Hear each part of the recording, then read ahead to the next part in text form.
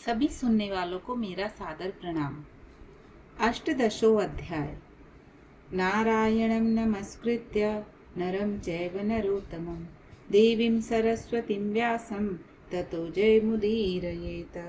नारद जी बोले, हे तपोनिधे, उसके बाद साक्षात भगवान वाल्मीकि मुनि ने राजा दृढ़धनवा को क्या कहा, सो आप कहिए। श्री नारायण बोले, वह राजर्षि दृढ़धनवा अपने पूर्व जन्म का वृतांत सुनकर आश्चर्य करता हुआ मुनि श्रेष्ठ वाल्मीकि मुनि से पूछता है।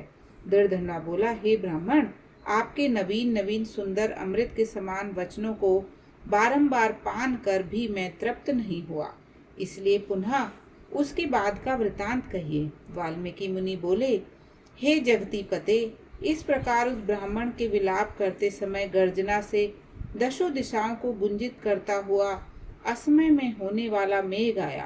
पर्वतों को कंपाने के समान तीक्ष्ण स्पर्शों वाला वायु बहने लगा और बिजली अत्यंत चमकती हुई अपनी आवाज से 10 दिशाओं को पूर्ण करती हुई इस तरह 1 मास तक वृष्टि हुई, जिस जल से पृथ्वी भर गई। परंतु पुत्र शोक रूप अग्नि के ताप से संतप्त वह ब्राह्मण कुछ भी नहीं जान सका, न तो जलपान किया और न भोजन ही किया।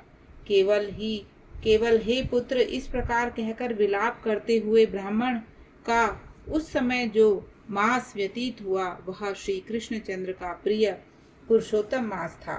सो न जानते हुए उस ब्राह्मण को पुरुषोत्तम मास का सेवन हो गया। उस पुरुषोत्तम मास के सेवन से अत्यंत प्रसन्न नूतन मेघ के समान श्याम वर्ण वनमाला से विभूषित हरि भगवान स्वयं प्रकट हुए। जगत के नाथ हरि भगवान के प्रकट होने पर मेघ समूह गायब हो गया। बाद उन ब्राह्मणों ने पुरुषोत्तम श्री कृष्णचंद्र को देखा।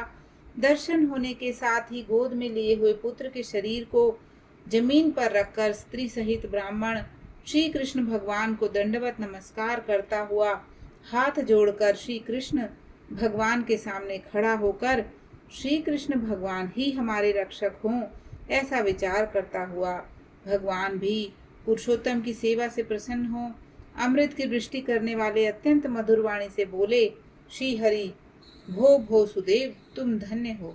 इस समय आप भाग्यवान हो। तुम्हारे भाग्य के वर्णन करने में त्रैलोक्य में कौन समर्थ है। हे वत्स, हे तपोधन, जो तुम्हारा होने वाला है उसको हम कहेंगे। तुम सुनो हे ब्राह्मण, 12,000 वर्ष की आयु वाला तुम पुत्र तुमको होगा। उसके बाद तुमको पुत्र से होने वाले सुख में संदेह नहीं है। हे द्विजोत्तम, प्रसन्न मन से मैंने यह पुत्र तुमको दिया है। हमारे प्रसाद से होने वाले तुम्हारे पुत्र सुख को देखकर हे द्विजोत्तम, देवता, गंधर्व और मनुष्य लोग पुत्र सुख की इच्छा करने वाले होंगे। इस विषय में तुमसे प्राचीन इतिहास कहता हूँ, जिस इतिहास को पहले मार्कंडेय मुनि ने राजा रघु से कहा था। प्रथम कोई श्रेष्ठ मन वाले धनुर नामक मुनीश्वर लोगों को पुत्र रूप मानसिक चिंता से जले हुए देखकर दुखित हुए और अमर पुत्र की इच्छा करके दारुण तप करने लगे। 1000 वर्ष बीत जाने पर धर्म मुनि से देवता लोग बोले, हे मुनीश्वर, तुम्हारे कठिन तप से हम सब प्रसन्न हैं, इसलिए अपने मन के अनुसार श्रेष्ठ वर मांगो। श्री नारायण बोले, देवताओं के अमृत तुल्य इस वचन को सुनकर उन तपोधन धनुर नामक मुनि ने बुद्धिमान और अमर पुत्र को मांगा। बाद उस ब्राह्मण से देवताओं ने कहा कि पृथ्वी में ऐसा पुत्र नहीं है। तब धर्म मुनि ने देवताओं से कहा कि अच्छा ऐसा पुत्र दो जिसके आयु की मर्यादा बंधी हो। देवताओं ने कहा कि कैसी मर्यादा चाहिए, कहो। इस पर उस मुनि ने कहा कि हम महान पर्वत पर जब तक रहें तब तक उसकी आयु होवे, ऐसा ही हो। इस प्रकार कहकर इंद्र आदि देवता स्वर्ग को चले गए। धनुर शर्मा ने थोड़े समय में वैसा ही पुत्र को प्राप्त किया। उन मुनि का पुत्र आकाश में चंद्रमा के समान बढ़ने लगा। 16वें वर्ष के होने पर मुनीश्वर ने पुत्र से कहा, हे वत्स, ये मुनि लोग कभी भी अपमान करने योग्य नहीं हैं। इस तरह शिक्षा देने पर भी उस पुत्र में मुनियों का आदर किया। आयु की मर्यादा के बल से उन्मत्त उसने ब्राह्मणों का अपमान किया। किसी समय परम क्रोधी महिष नामक मुनि ने विधि से शुभ फल देने वाले शालग्राम शिला का पूजन किया। उसी समय उस बालक ने वहां आकर शालग्राम की शिला को जल्दी से लेकर अपनी चंचलता के कारण हंसता हुआ पूर्ण जल वाले कूप में छोड़ दिया। बाद क्रोध से युक्त दूसरे काल रुद्र के समान महिष मुनि ने उस धर्म मुनि के पुत्र को श्राप दिया कि यह अभी मर जाएगा, परंतु उसे मृत हुए न देखकर मन में मृत्यु का कारण का ध्यान किया। देवताओं ने इस धनुष के पुत्र को निमित्त आयु वाला बनाया। इस तरह चिंता करते हुए महिष मुनि ने लंबी सांस ली, जिससे कई कोटि महिष पैदा हो गए और उन महिषों ने पर्वत को टुकड़ा टुकड़ा कर दिया। उसी समय मुनि का अत्यंत दुर्मद लड़का मर गया। धनुशर्मा ने अत्यंत दुख से बार बार विलाप किया। बाद अनेक प्रकार विलाप कर पुत्र के शरीर को लेकर पुत्र के दुख से अत्यंत पीड़ित हो चिता की अग्नि में प्रवेश किया। इस प्रकार हठ से पुत्र प्राप्त करने वाले कहीं भी सुख को नहीं पाते हैं। हे तपोधन, गरुड़ जी ने यह जो पुत्र दिया है, इससे संसार में तुम प्रशंसनीय पुत्रवान होंगे। हे अनग, मैंने प्रसन्न होकर पुरुषोत्तम के महात्म से इस पुत्र को चिरस्थायी कर दिया है। यह तुमको सुख देने वाला होगा। पुत्र के साथ सर्वदा गृहस्थाश्रम के सुख को भोगने के बाद तुम ब्रह्मलोक को जाओगे। वहां उत्तम सुख देवताओं के वर्ष से 1000 वर्ष पर्यंत भोग कर पृथ्वी पर आ जाओगे। हे द्विजोत्तम, यहाँ तुम चक्रवर्ती राजा होगे। दृढ़ धनवा नाम से प्रसिद्धि तथा सेना सवारी से युक्त हो 10,000 वर्ष पर्यंत पृथ्वी के राज का सुख भोगोगे। इंद्र के पद से अधिक अखंड बल और ऐश्वर्य होगा। उस समय यह गौतमी स्त्री पटरानी होगी।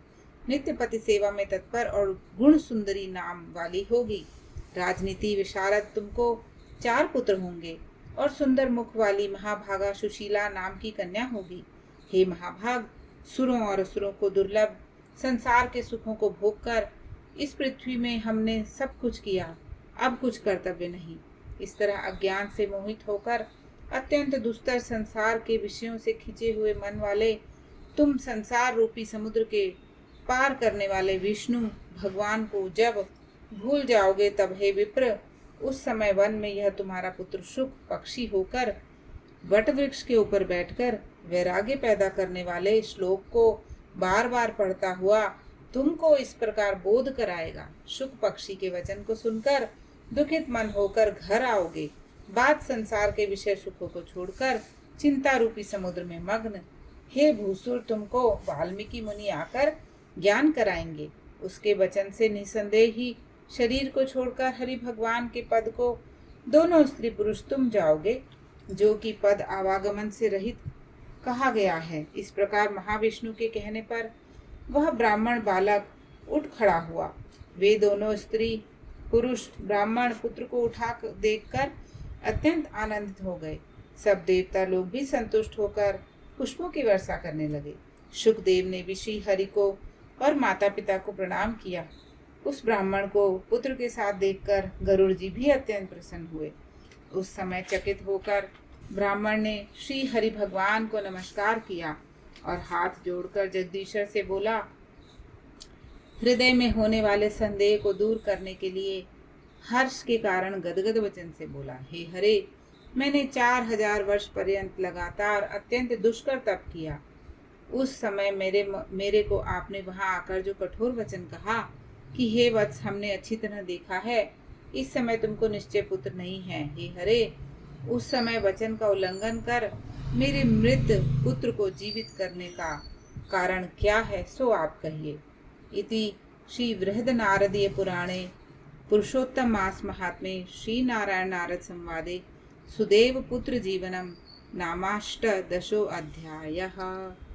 श्रीमन्नारायण नारायण नारायण भजमन नारायण नारायण नारायण लक्ष्मी नारायण नारायण नारायण बद्री नारायण नारायण नारायण शंख नारायण नारायण नारायण गरुड़ नारायण नारायण नारद नारायण नारायण नारायण, श्री हरि नारायण नारायण नारायण। बोले श्री नारायण भगवान की जय।